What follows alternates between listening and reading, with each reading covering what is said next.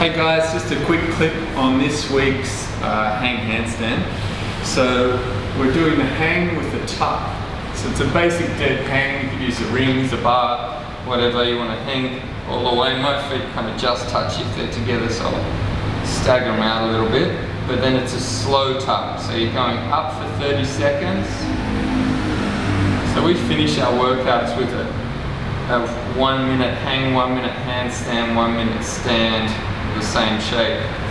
If you find that a bit challenging, go to a lower bar and you keep one foot on the ground and you just do 15 seconds up and down on each leg. Get that nice hang there and then change over.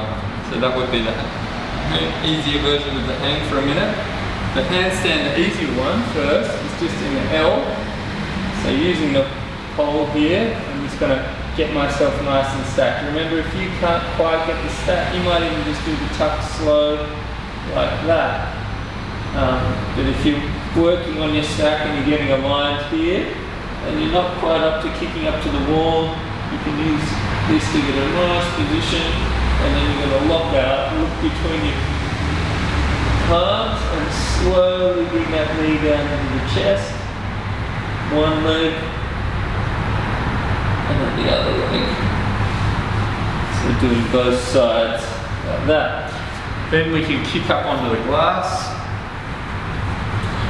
So make sure you come out a little bit. So the purpose of the tuck is that as the knees come down, there's going to be weight coming this side. So I've got to have a bit of space for my butt and my back to hollow a bit, ideally to go the other way, so that I can keep even weight on that line, on that wrist line, and feel that shape variance.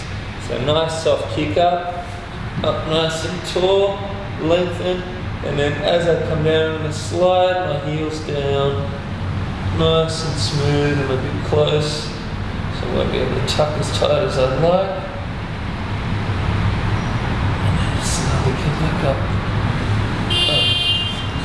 Then in the squat, the stand version, so getting that lock out, shrugging up overhead, slowly coming down into that. So it'll be a full 30 seconds coming down into that position. You just use a range of motion that's good for you, and slowly coming up.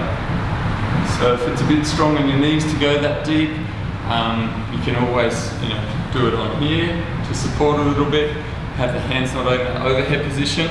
But it's a 3-minute finisher. We do that for the whole week. Each week we do a different shape. So keep developing that awareness in your body and that control, which will ultimately just kind of improve the overall outcome of your handstand development. Because if you're just sticking just to the straight handstand, you're going to find that you're going to need to have that awareness when you're slightly out of that straight position. Keeps it interesting too, mentally stimulating. See you next time.